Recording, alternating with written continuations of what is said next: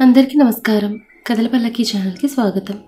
ఇప్పుడు మనం సప్తపది పార్ట్ 11 విందాం. నిత్య ఎంతసేపటికి రాకపోవడంతో ఆకాష్ అమ్మవారి విగ్రహం దగ్గరికి వెళ్ళాడు. కానీ అక్కడ నిత్య కనిపించకపోవడంతో చుట్టూ వెతికాడు. ఆకాష్తో పాటు ఆ గూడెం జనం కూడా వెతికారు. ఇంతలో ఒక 10 ఏళ్ల పిల్లాడు ఆకాష్ వైపు పరిగెత్తుకుంటూ వచ్చి నిత్యను రౌడీలు తీసుకెళ్లారని చెప్పాడు. ఆకాష్ వెంటనే ఆ పిల్లాడు చూపించిన వైపు వెళ్ళాడు. నిత్యను గోపాలరావు దగ్గర తీసుకునొచ్చారు. గోపాలరావు కోపంతో నిత్య చెంపపై కొట్టాడు. తన కింద పడిపోయింది. నిత్యం చేయి పట్టుకుని పైకి లేపాడు గోపాలరావు. నీ వల్ల నా ప్లాన్ మొత్తం నాశనమైంది. ఈ అడవులు పట్టుకుని తిరగాల్సిన పరిస్థితి వచ్చింది. అసలు ఆ రోజే నేను చంపేయాల్సింది. నీకు ఆ రోజే చెప్పాను కదా గోపాలరావు, మంచి మీద చెడు ఎప్పటికీ గెలవలేదని. నిజం ఎప్పటికైనా బయటపడి తీరుతుంది. చచ్చినవాడు నీకేం సహాయం చేస్తాడన్నావు. కానీ మా మావయ్యకి కుటుంబంపై ఉన్న ప్రేమే నాకు సహాయంగా వచ్చి నీ నిజస్వరూపం అందరికీ తెలిసేలా చేసింది. నిత్య మాటలకి గోపాలరావు కోపంతో తను కొట్టాడు. ఇంతలో ఆకాష్ అక్కడికి వచ్చాడు. రౌడీలు ఆకాష్ని చుట్టుముట్టడంతో వాళ్ళని కొడుతూ నిత్య దగ్గరికి రావడానికి ప్రయత్నించాడు. గోపాలరావు నిత్య జుట్టు పట్టుకుని లాక్కెళ్ళాడు. ఇంతలో పోలీస్ ఫోర్స్ మొత్తం నలువైపులా చుట్టుముట్టారు. పోలీసులను చూసిన రౌడీలు తప్పించుకోవడానికి ప్రయత్నించారు. నా 25 ఏళ్ల కష్టాన్ని ఒక్క రోజులో నాశనం చేశావు కదే అంటూ గోపాలరావు కోపంగా నిత్య కడుపులో కత్తి దించాడు. నిత్య అక్కడే కుప్పకూలిపోయింది. ఈ ఊహించిన పరిణామానికి అందరూ షాక్లో ఉండిపోయారు. రాణా కోపంగా గోపాలరావును షూట్ చేశాడు. కానీ గోపాలరావు పక్కకు తప్పుకోవడం వల్ల బుల్లెట్ వెనక ఉన్న భువన్ హెడ్కి తగిలింది. భువన్ అక్కడికక్కడే చనిపోయాడు. కొడుకు చావును చూసి గోపాలరావు సెల్లా నిలబడిపోయాడు. పోలీసులు గోపాలరావును అదుపులోకి తీసుకున్నారు. నిత్య దగ్గరికి వెళ్ళాడు ఆకాష్. గాయానికి చెయ్యి అడ్డు పెట్టుకుని నొప్పితో విలవెల్లాడుతూ ఉంది తను. నిత్యానికి ఏం కాదు. మావయ్య తను వెంటనే హాస్పిటల్కి తీసుకెళ్ళాలి. సార్, ఈ అడవి సిటీకి చాలా దూరంలో ఉంది. అప్పటి వరకు ఉంటే తన ప్రాణాలకే ప్రమాదం. రాణా వెంటనే వైర్లెస్ ద్వారా పోలీసులకు ఇన్ఫార్మ్ చేశాడు. వెంటనే ఒక అంబులెన్స్ని సిటీకి దూరంగా ఉన్న అడవి ముందుకు వచ్చేలా చేయండి. అలాగే ఒక సర్జన్ కూడా పంపించండి. Okay sir. ఇంతలో గూడెం జనం నిత్యను వెతుక్కుంటూ అక్కడికి వచ్చారు. అక్కడ నిత్య పరిస్థితి చూసి ఆ గూడెం పెద్ద అడవిలో కొన్ని మూలికలు సేకరించి వాటిని నూరి నిత్య గాయాన్ని కట్టుకట్టాడు.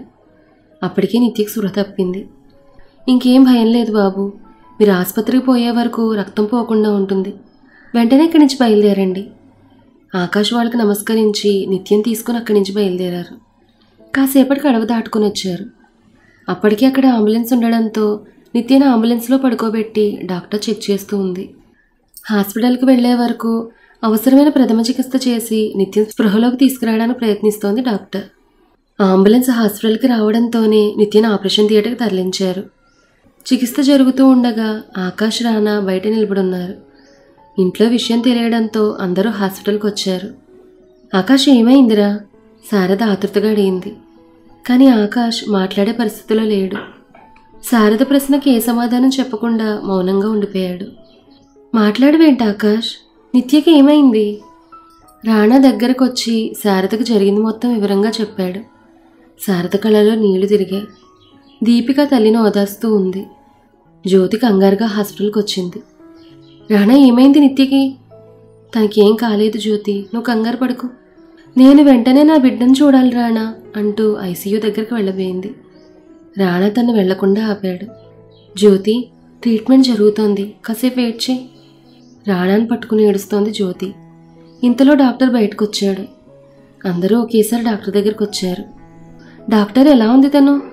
డోంట్ వరీ, ప్రమాదం ఏం లేదు. 24 గంటలు అబ్జర్వేషన్లో ఉంచాలి. Thanks doctor. నేను తను చూడొచ్చా? లేదు, తను ఇంకా స్పృహలోకి రాలేదు.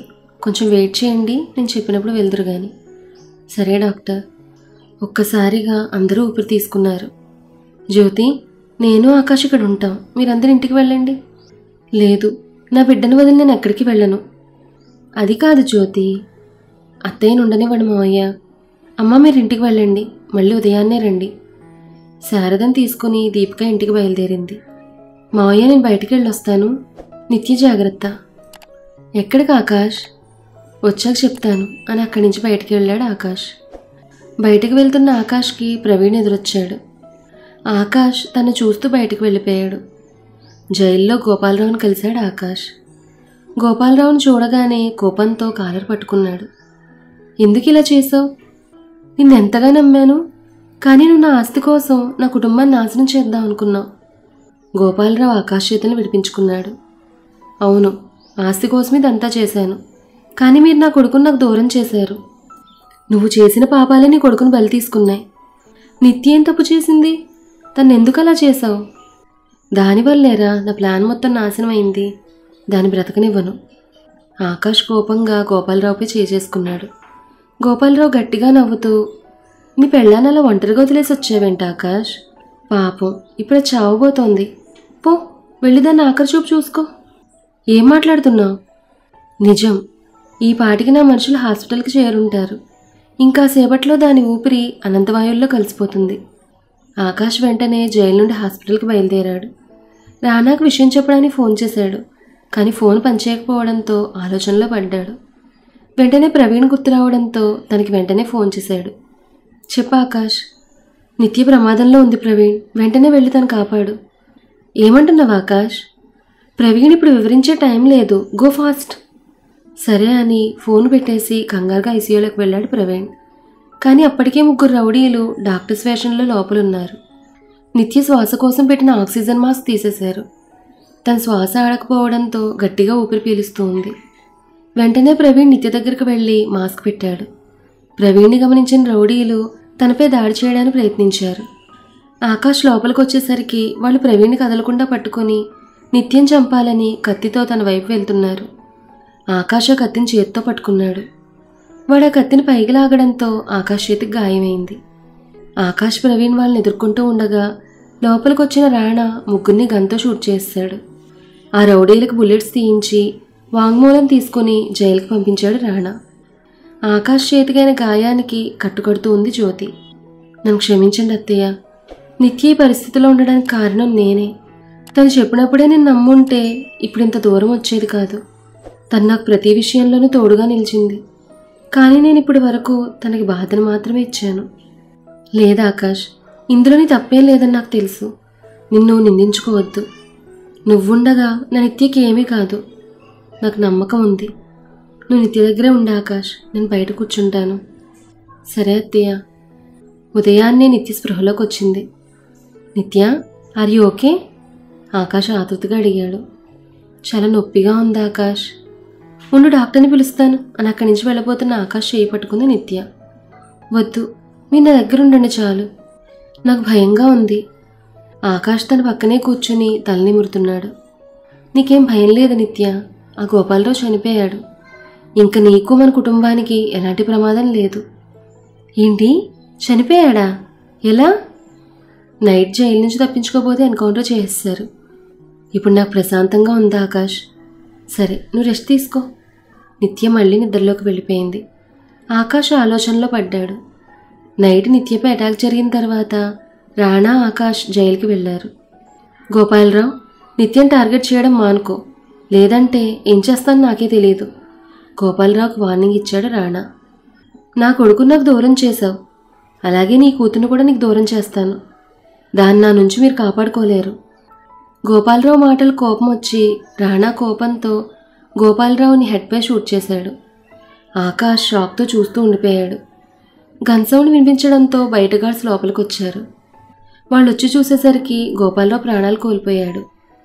రాణా, ఏంటి ఇలా చేసావు? ఇప్పుడు పై ఆఫీసర్స్కి ఏం సమాధానం చెప్తావు?